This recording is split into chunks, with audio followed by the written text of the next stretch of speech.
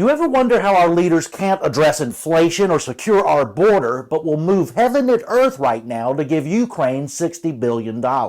Cutting a check for $60 billion to Ukraine. Dwight Eisenhower wouldn't have wondered. We have been compelled to create a permanent armaments industry of vast proportions.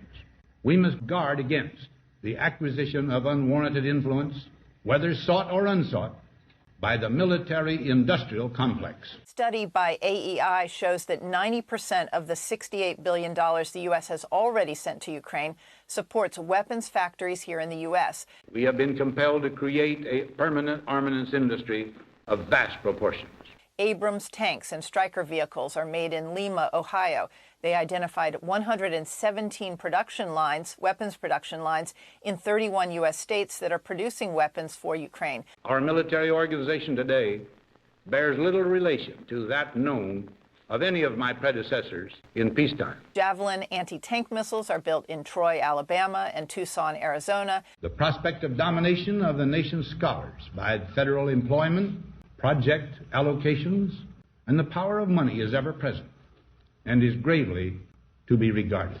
Howitzers are built in Minneapolis. The National Security Supplemental Agreement also continues our important investments in the U.S. defense industrial base, supporting jobs across the country.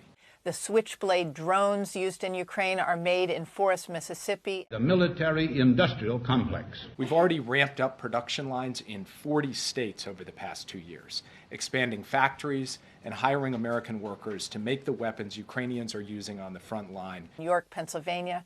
I could go on and on. The military-industrial complex. That's right. The U.S. is not merely making the argument that we're going to give weapons to people who might need them. They're making the argument that making the weapons themselves, in and of themselves, is good for jobs in the bottom line. That's exactly what Ike warned about. America's leadership and prestige depend not merely upon our unmatched material progress, riches, and military strength, but on how we use our power in the interest of world peace. The investments this bill puts forward will allow us to strengthen our own domestic manufacturing capacity. The military-industrial complex. These people think it's a good thing.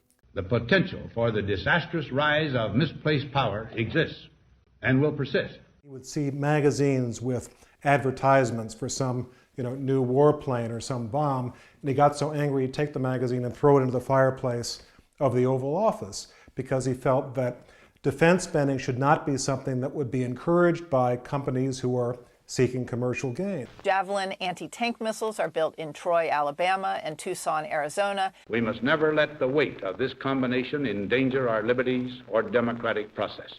Their argument that the U.S. aiding foreign countries in the wars they're fighting is somehow putting American jobs first. Not being involved around the world is putting America first. These people have it ass backward. We've already ramped up production lines in 40 states. The Switchblade drones used in Ukraine are made in Forest, Mississippi. I could go on and on. The military-industrial complex.